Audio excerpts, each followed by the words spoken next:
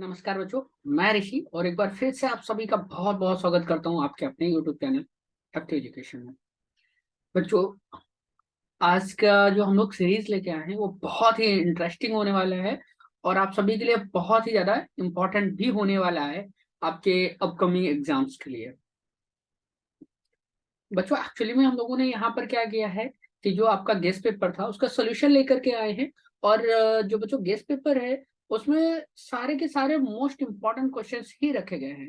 अगर आपने साल भर कुछ भी नहीं पढ़ाई की है, कुछ भी प्रिपेयर नहीं किया है, तो आप सिर्फ इन वीडियोस को फॉलो करके अपना जो पार्ट बी होगा, आपके क्वेश्चन पेपर का जो पार्ट बी रहेगा और पार्ट सी रहेगा, उसको बहुत अच्छी तरीके से कवर कर पाओगे।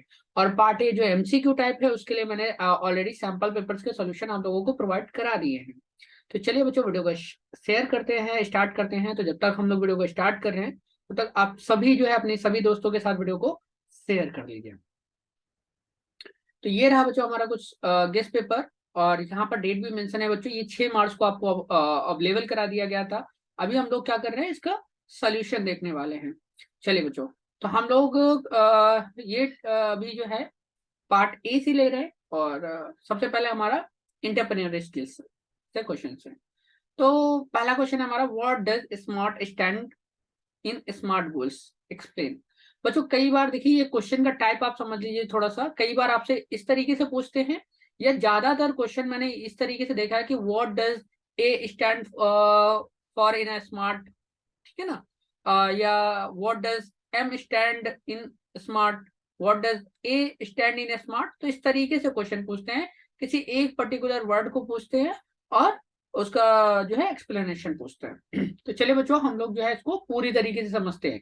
तो यहाँ पर आपके कितने क्वेश्चन कवर होंगे इस क्वेश्चन से, आपके SMART सभी के सभी क्वेश्चन आपके जो है कवर हो जाएंगे।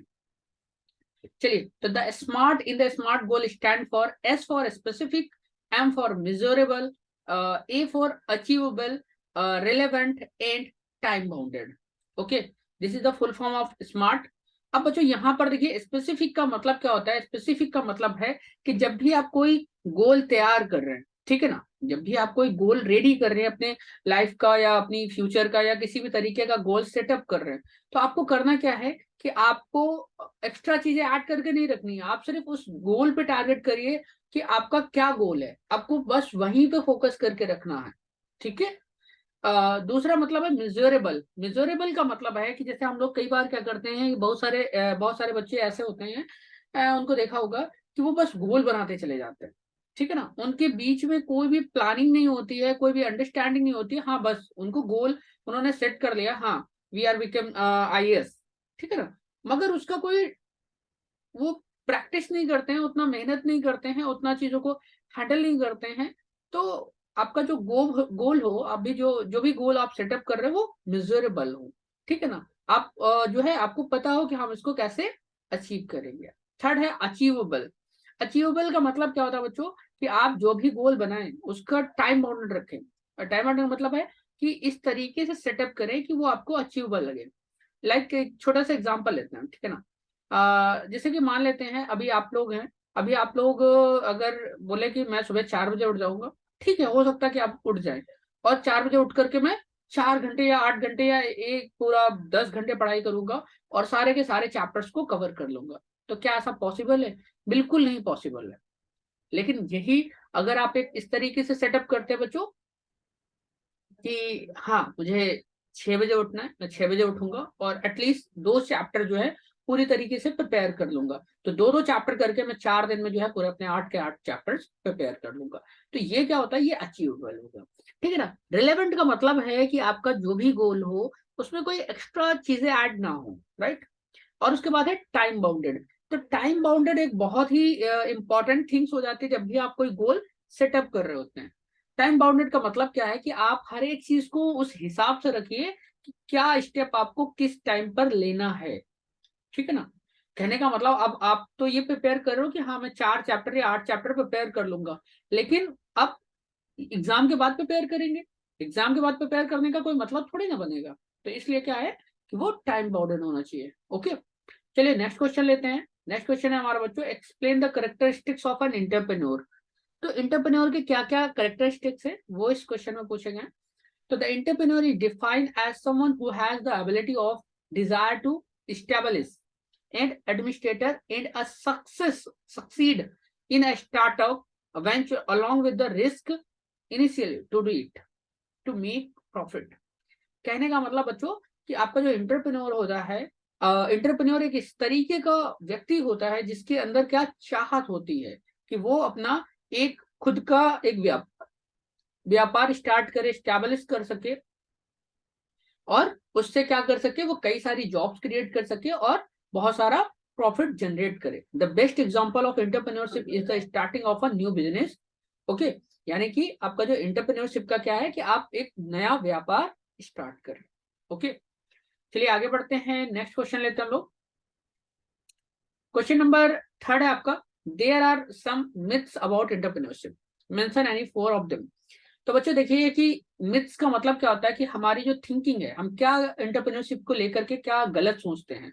और उसमें हो सकता है कि आपसे कोई 2 पूछे, कोई 3 पूछे, कोई 4 पूछे। तो मैंने यहाँ पर कई सारे आपको दे दिए हैं, आप इनमें से कोई भी 2, 3, 4, 5 जितना पूछता है वो आप लिख सकते हैं। तो पहली चीज क्या है, entrepreneurs doesn't have a personal life. तो बहुत सारे लोगों को लगता है कि एंटरप्रेन्योर्स जो होते हैं उनके पास कोई पर्सनल लाइफ नहीं होती, वो पूरी तरीके से सोशल हो जाते हैं। तो ऐसा नहीं है बच्चों।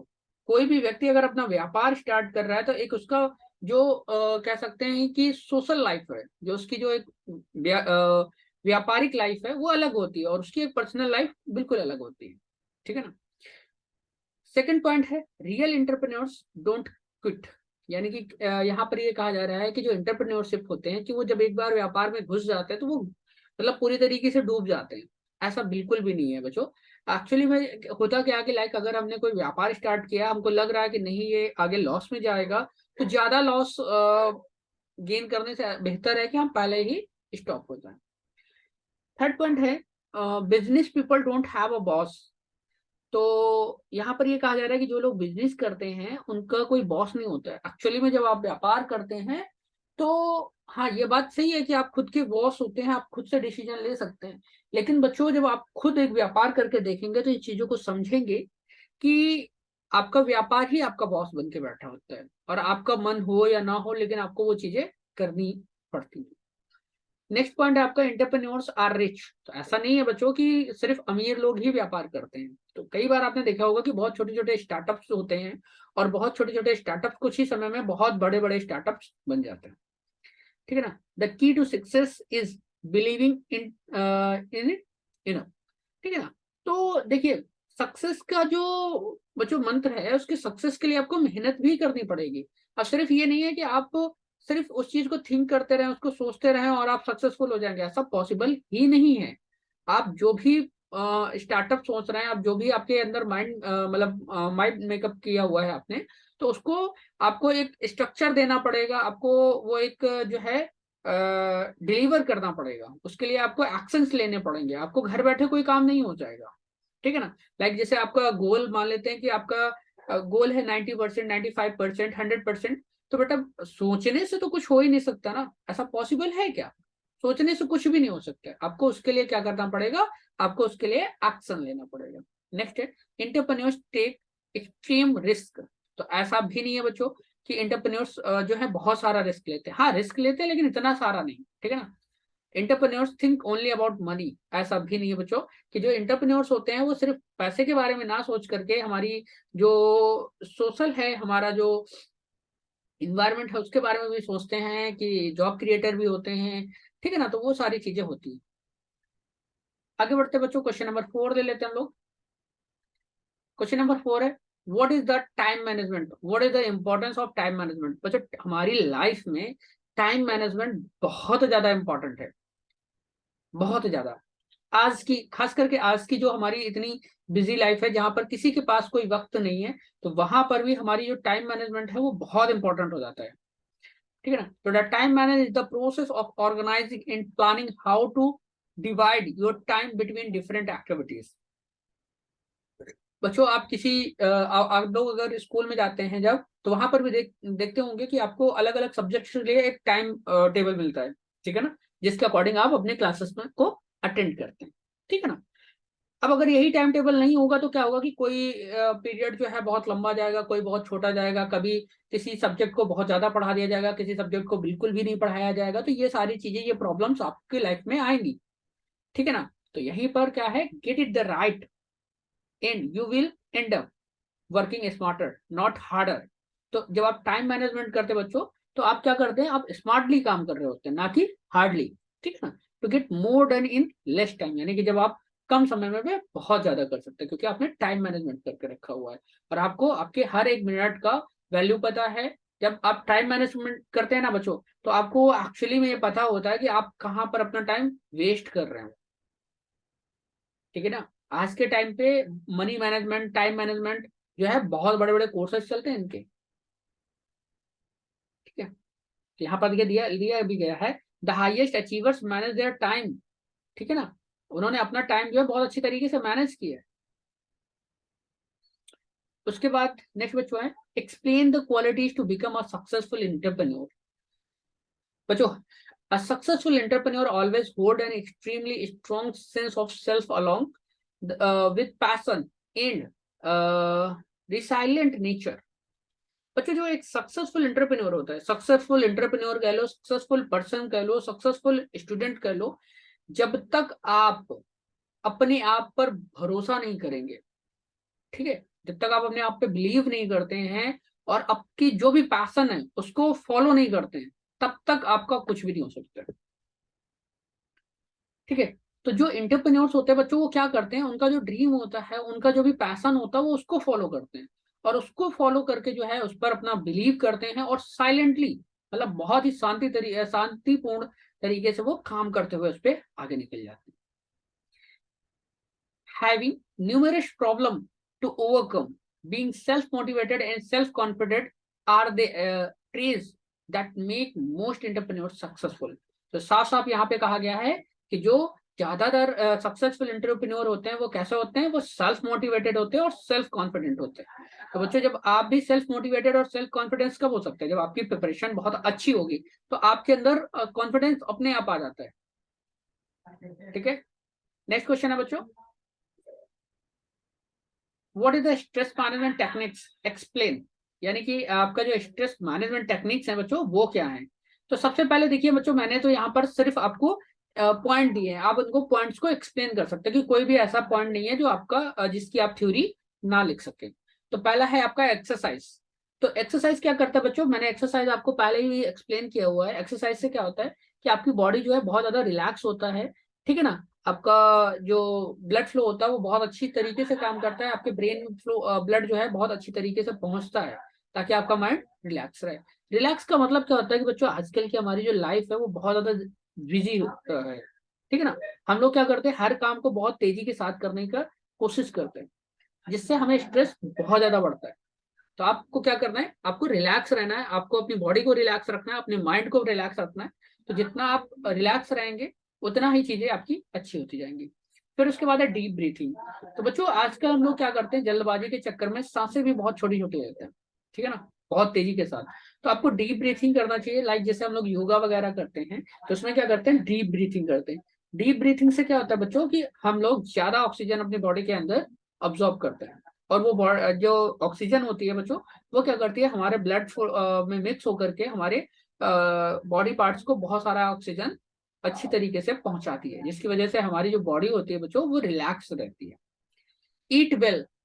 ईट वेल का मतलब है कि बच्चों, हमको अच्छा खाना खाना चाहिए।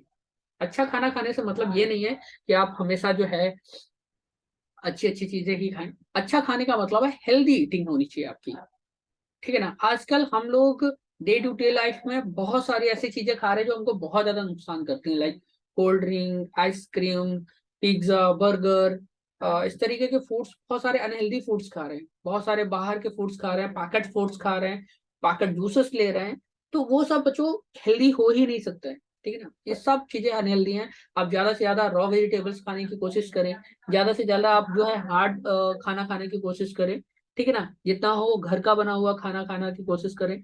तो ये सब चीजें क्या है, जब आप अच्छा खाते हैं तो आप हेल्दी फील करते हो, जब हेल्दी फील करेंगे तो आप जो है स्ट्रेस फ्री फील करेंगे, ठीक है। और फिर यहाँ पे लिखा है स्लो डाउन। स्लो डाउन का मतलब है कि किसी भी काम को करने में जल्दबाजी ना करे, रिलैक्स तरीके से आराम आराम अपना काम करे, अपना टाइम ले। ओके, अच्छा, अब आगे बढ़ते हैं, नेक्स्ट क्वेश्चन लेते हैं। क्वेश्चन नंबर 6 है, what is stress, define all type of stress. बच्चों यहाँ पर मैंने जो स्ट्रेस के टाइप हैं उनके नाम लिए हैं, आप वो एक्सप्लेन कर लीजिएगा, मैं यहाँ पर बता दूंगा। तो व्हाट इज स्ट्रेस की बात करते हैं, a state of worry of mental tension cause by the difficult situation. बच्चों कहने का मतलब है कि हम जब भी अलग अलग सिचुएशन में पढ़ते हैं, सभी लोग जो हैं अपने डे टू डे लाइफ में अलग अलग सिचुएशंस को फेस करते हैं। जब अलग अलग सिचुएशन में हम लोग आते हैं बच्चों, और हमारे माइंड में उस सिचुएशन को लेकर के एक अलग सा प्रेशर बनता है, उसी को हम लोग क्या कहते हैं, स्ट्रेस कहते हैं। लाइक हो सकता है कि आपका एग्जाम अच्छे ना जा रहे हो तो आपका स्ट्रेस हो सकता है, या आपकी प्रिपरेशन किसी सब्जेक्ट में बहुत कम है, उसका एक अलग टेंशन होगा, या हो सकता है कि घर में किसी तरीके की कोई फैमिली प्रॉब्लम हो, उसका टेंशन हो, करियर का टेंशन, और जॉब का pressure, family pressure, trust issues. तो ये कई सारी ऐसे आजकल चीजें चल रही है जिससे हमें हम जो है प्रेशर ले लेते हैं और उसी को हम लोग स्ट्रेस बोलते हैं। ठीक है ना। कई तरीके के हैं, like environmental, postal, emotional, dental and nutritional. इस तरीके के कई सारे जो हैं। इन्वायरमेंटल का मतलब है लाइक आपको जो है इन्वायरमेंट से मिल रहा है, जैसे कि आपकी जॉब्स अच्छी नहीं चल रही है या आपके पड़ोसियों से नहीं बनती है, तो ये सब क्या है, इन्वायरमेंटल स्ट्रेस है। तो इसी तरीके से सारे स्ट्रेस है बच्चों। ओके, आगे बढ़ते हैं बच्चों। इसमें से कोई भी ऐसा अगर टॉपिक आपको लगता है कि आप को नहीं समझ में आ रहा है, तो मैं संडे को पूरी तरीके से फ्री रहूंगा। ठीक है ना, सिर्फ आप लोगों के लिए पूरी तरीके से कोशिश करूंगा कि मैं फ्री रहूं, और आपको जो भी क्वेश्चन पूछना है बच्चों, आप क्वेश्चन करिएगा, मैं कोशिश करूंगा कि बहुत जल्दी से उसका आंसर आपको दे पाऊं। नेक्स्ट क्वेश्चन है question number 7, what is the contribution of an entrepreneur for our country. बच्चों यहाँ पे हो सकता है कि फॉर अ कंट्री और फॉर अ इकोनॉमी। ठीक है ना, कंट्री इकोनॉमी के बारे में भी पूछ सकते हैं, इकोनॉमी, तो ये क्वेश्चन भी पूछा जा सकता है। तो यहाँ पर क्या है बच्चों, entrepreneurs are important to market economics because they can act as the wheel of the economic growth of the country. अगर बच्चों आप एक थोड़ी सी अगर थॉट प्रोसेस करें, यानी कि थोड़ा सा अगर सोचें कि किसी कंट्री में किसी भी तरीके का व्यापार ही ना किया जाए, तो क्या होगा। तो क्या होगा कि बच्चों हमारी जो सोसाइटी होगी वो पूरी तरीके से खत्म हो जाएगी, क्योंकि वहां पर जब कोई व्यापार ही नहीं करेगा, कोई एंटरप्रेन्योरशिप ही नहीं करेगा, ना कुछ वो नया ग्रोथ ही नहीं करेगा, तो क्या होगा कि हमें पुरानी चीजें अडॉप्ट करनी पड़ेंगी, और पुरानी चीजें कब तक आएंगी। ठीक है ना। तो इसलिए क्या है कि किसी भी कंट्री के लिए या किसी भी कंट्री की इकोनॉमी के लिए जो है एंटरप्रेन्योरशिप बहुत ही इंपॉर्टेंट रोल प्ले करता है, by creating new product and services. तो क्या है कि जब भी आपको एंटरप्रेन्योरशिप करते हैं, नई चीज सोचते हैं ना, तो उससे नया प्रोडक्ट बनाते हैं या फिर नई सर्विसेज बनाते हैं। दे सिमुलेट न्यू एम्प्लॉयमेंट। तो जैसे ही आप कोई प्रोडक्ट बना रहे हैं, तो आप ऐसा तो है नहीं कि सारे प्रोडक्ट्स आप अकेले बना लें, तो आपको क्या चाहिए, आपको आपको लेबर्स चाहिए। तो जिसके लिए आपने क्या किया, आपने जॉब्स भी क्रिएट की, which ultimately result in the acceleration of economic development. और इसी के थ्रू क्या होता है, आपके जो इकोनॉमिक होती है वहां पर डेवलपमेंट होते हैं। क्वेश्चन नंबर नेक्स्ट है बच्चों हमारा, what is self awareness, how it help to achieve our goals. यानी कि बच्चों सेल्फ अवेयरनेस क्या होता है, और ये किस तरीके से हमारे गोल्स को अचीव करने में मदद करता है। तो self awareness is the ability to focus on your self in how your actions. मतलब जो बच्चों सेल्फ अवेयरनेस है, वो आपको क्या करता है, आपको हेल्प करता है ये फाइंड आउट करने में कि आपका फोकस कैसा है, कहां पर है, और आपके एक्शंस कैसे हैं, आपके थॉट्स कैसे हैं, आपके इमोशंस कैसे हैं। ठीक है ना। And don't align with your internal standards.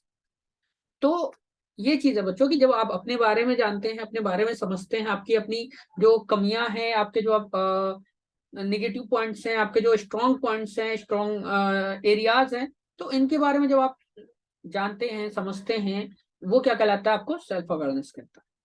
और जब आप अपने स्ट्रॉन्ग पॉइंट्स को समझ लेते हैं ना, आपकी अपनी कमियों को समझ लेते हैं, तो आप अपने जो गोल्स हैं उनको बहुत आसानी से अचीव कर सकते हैं, क्योंकि जो आपके स्ट्रॉन्ग पॉइंट है वो तो स्ट्रॉन्ग है ही है, लेकिन जहां पर आपकी कमियां हैं वहां पर आप चेंजमेंट कर सकते हैं, बदलाव कर सकते हैं, धीरे धीरे बदलाव करके अपनी कमियों को, अपनी अच्छाइयों में बदल सकते हैं, ठीक है ना। इससे आपकी जो पर्सनालिटी होगी वो और इम्प्रूव होती चली जाएगी। आगे बढ़ते बच्चों, क्वेश्चन ले लेते हैं। हमारा क्वेश्चन है ये हो गया। नेक्स्ट क्वेश्चन है question number 9। Right the difference between interest and ability. बच्चों यहाँ पर मैंने क्वेश्चन में सिर्फ इंटरेस्ट और एबिलिटी पूछा, लेकिन आंसर मैंने तीनों का दे दिया है, इंटरेस्ट, एबिलिटी एंड अपॉर्चुनिटी, ठीक है ना। मे भी हो सकता है कि एंटरप्रेन्योरशिप के हिसाब से पूछा जाए, तो मैंने ऑप्शन आंसर में अपॉर्चुनिटी भी दे दिया है।